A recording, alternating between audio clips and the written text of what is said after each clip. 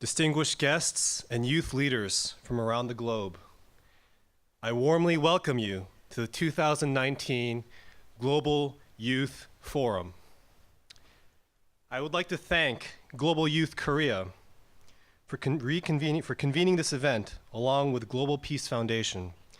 I would also like to recognize our partners, including the Global Peace and Development Service Alliance, Korean International Student Services Alliance, 1K Global Campaign Organizing Committee, and Pacific Asia Tourism Association.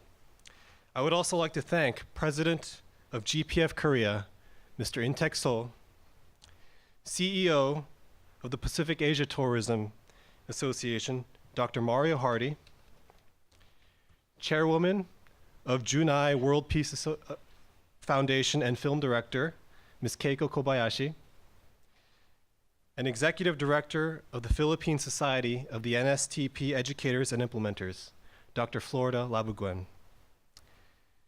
The theme of a new model for a moral and innovative youth leadership under the Korean Dream is especially significant because we are on the eve of celebrating the historic centenary of Korea's 3.1 March 1st independence movement.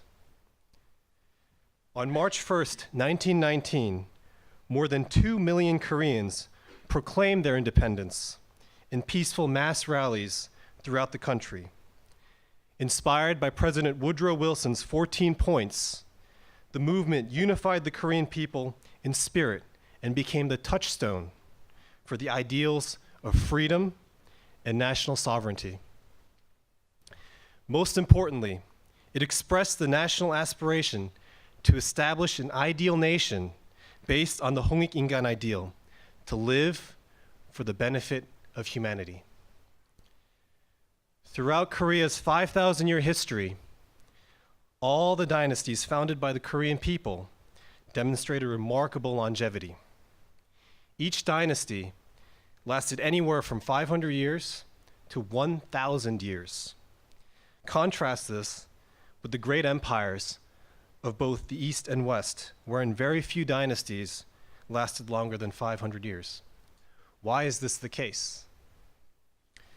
The answer lies, I believe, in the moral and innovative leadership rooted in the Hongik Ingan ideal.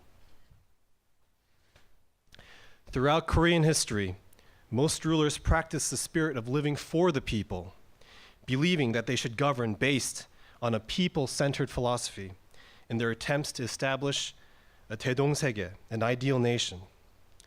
This approach to leadership stood in stark contrast with the absolutist monarchies of both Europe and Asia that were the norm at the time.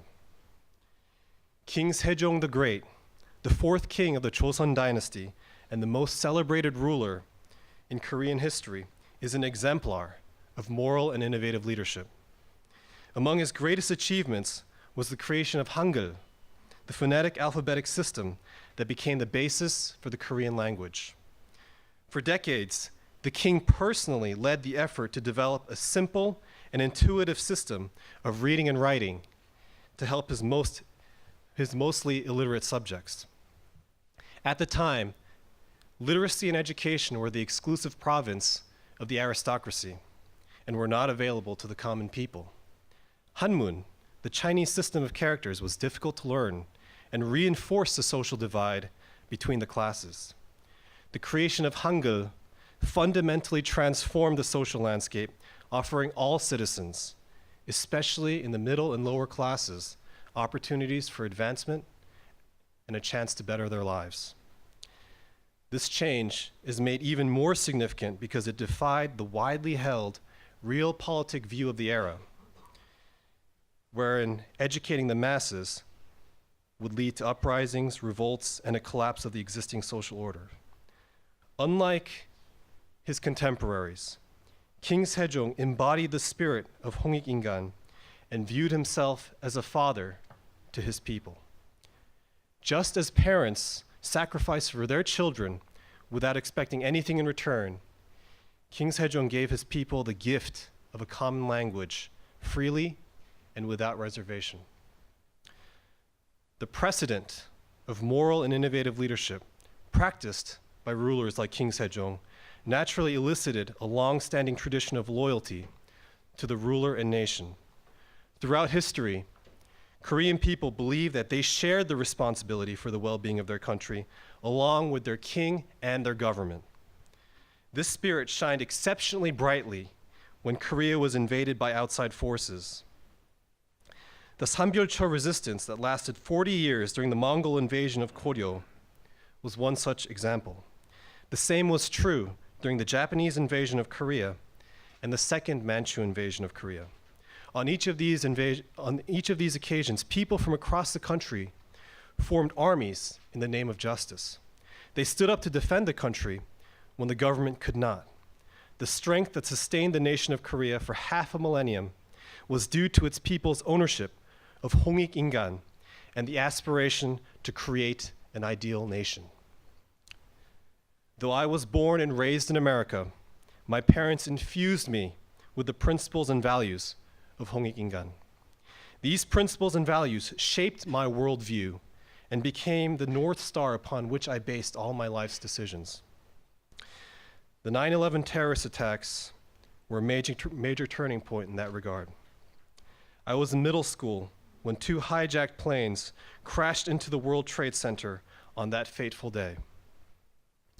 As a young boy growing up near New York City, the human toll from the horrific act of terror hit particularly close to home. Several of my schoolmates' parents lost their lives in that attack. This experience and the subsequent desire to seek justice drove me to study hard in high school and graduate at the top of my class. In 6th century AD, the Hwarang system played an important role in unifying the 3 kingdoms under the Silla dynasty. This system selected young noblewomen to become leaders of character dedicated to the service of the nation. They left lives of comfort and stability in order to train their bodies in the martial arts, as well as to cultivate their hearts and minds through the study of religion, history, and ethics. In that same spirit, I decided to set aside my own personal ambitions and commit myself to living for a higher cause. I ultimately decided to attend West Point, the military academy that produced leaders whose actions reverberated not just within the United States, but throughout the world. Leaders such as US President Grant, US President Eisenhower, General Patton, and General MacArthur are but a few noteworthy alumni. Even today, graduates like the current US Secretary of State, Mike Pompeo, play a large role in shaping world events. For 4 years, I survived a rigorous academic curriculum, a relentless schedule, and harsh military training. In 2011, I earned my Bachelor of Science and received my commission as a lieutenant in the United States Army. A year later, I deployed to Afghanistan as the commanding officer in charge of 35 soldiers, a platoon. Though I wore the Stars and Stripes of the United States on my right shoulder, I would strive to uphold the noble tradition of my Hwarang ancestors who fought so courageously against foreign oppression. Upon arrival, my men and I were stationed in the heart of Kandahar, in a sub-district nicknamed the birthplace of the Taliban. Our mission was to defend Kap Sangsar, a combat outpost located deep in the heart of Taliban territory, with the eventual goal of transferring control of the outpost to our Afghan National Army counterparts. For 9 months, we withstood mortar fire, survived complex ambushes, and overcame the ever-present IED threat that dogged our every step. Amidst the trials and tribulations of war, I never forgot my roots as a young Global Peace Foundation volunteer. In high school, I spent my summers leading small groups in overseas service projects in Mongolia, Thailand, Japan, and Korea. These early formative experiences provided me with what was crucial for what came next. While living with and interacting with the local populace, I identified a serious problem. Every time my men and I would enter a village on our daily foot patrols, we would be mobbed by children begging us for kalam, the Pashto word for pen. A few months into the deployment, I realized that the root cause for this was that there were no schools in the entire district. Children who were too young to work the fields were left to their own devices. Without the structure and the stability, not to mention the education that a good school provides, children often ended up as collateral damage in the ongoing guerrilla war between coalition forces and the Taliban. Moreover, these same children would grow up and follow in the footsteps of their fathers and older brothers by joining the ranks of that group. A lack of education contributed to a vicious cycle of ignorance, leading to hate and violence. Even though this was not part of our original mission, I resolved to build a school in Sangsar, the so-called birthplace of the Taliban. Over the next few months, I drew upon my experiences working with NGOs to organize donation drives to acquire enough supplies to start a school. I convinced my Afghan army counterparts to become a sponsor of the school, and I received permission from my commanding officer to utilize the American-owned building which we used to hold meetings as a school during the weekdays. At my interpreter's recommendation, I recruited one of his friends from Kandahar University to serve as a school teacher. Lastly, I traveled down IED-infested roads to meet with each village elder in the district to receive their approval for this endeavor. This last part proved to be the biggest hurdle. The elders were in favor of allowing boys to attend the school, but were vehemently opposed to allowing girls to attend. I refused to back down. I conjured forth a memory that was seared into my mind from one of the very first patrols I led. While navigating through the muddy streets of a small village, I passed by a young 7-year-old Afghan girl. She was cradling her infant sister in her arms, and at first glance, she appeared malnourished, barefoot, and covered in dust. However, her brown eyes shone with fearlessness and intelligence. Despite the bleak future that lay ahead of her in a land ravaged by decades of civil war and ruled by murderous extremists, she exuded an inner strength that I could not help but admire. For her sake, and for the sake of all the girls in the district, I resolved to make the dream of a coeducational school a reality. I stretched the limits of my creativity by negotiating with each village elder over the ensuing months.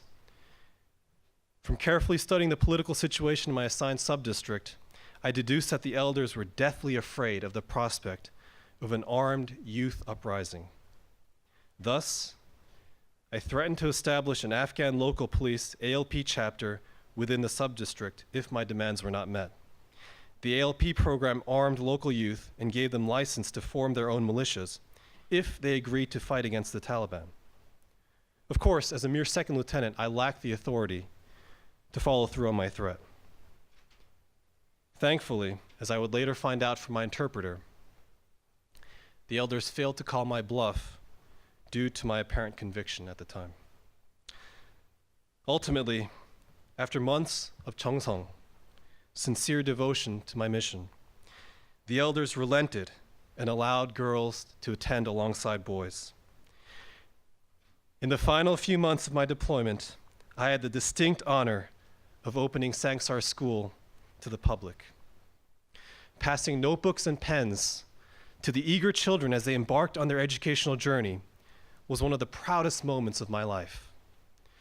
Among the first to receive her school supplies was that same little girl who inspired me to bring this dream to life.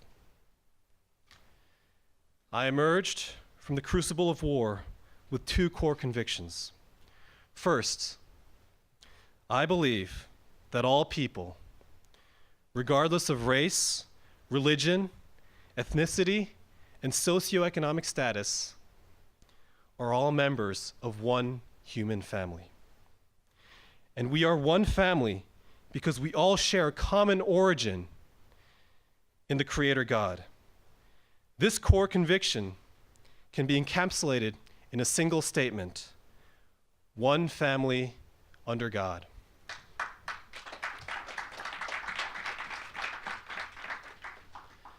This simple but powerful vision statement captures the essence of what idealistic young leaders from all over the world and throughout history have sought to achieve.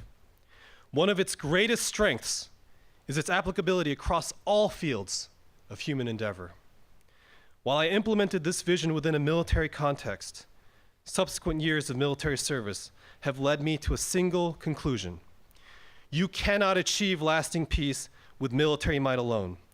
Instead, it will take energetic, committed young leaders in heart, not just in age, from all over the world and from all fields to come together in a conference like this to plant the seeds for a more peaceful world.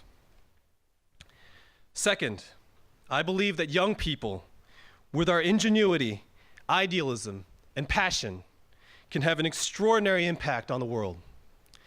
My father and the chairman of the Global Peace Foundation articulated the vision of the Korean Dream, a movement to unify the divided Korean peninsula.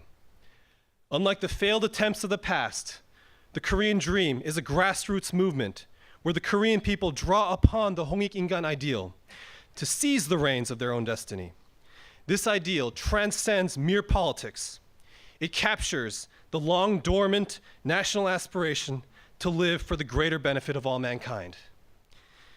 Inspired by Korea's illustrious shared history and extended family tradition, the Korean Dream, once realized, can unleash the floodgates of innovation and creativity for a brighter, more prosperous future. It will be incumbent on us, the youth, to be the engine that drives this process. I believe that the issue of Korean unification will be the geopolitical event that defines our generation. Throughout this conference, as we share inspirational leadership models and create youth-led initiatives to be implemented in Korea and beyond, let us remember one thing.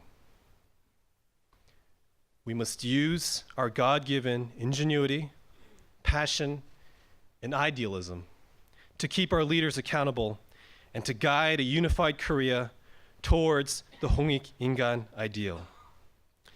Let us become the exemplars of moral and innovative leadership. Let us be the generation that realizes the Korean dream. Thank you very much.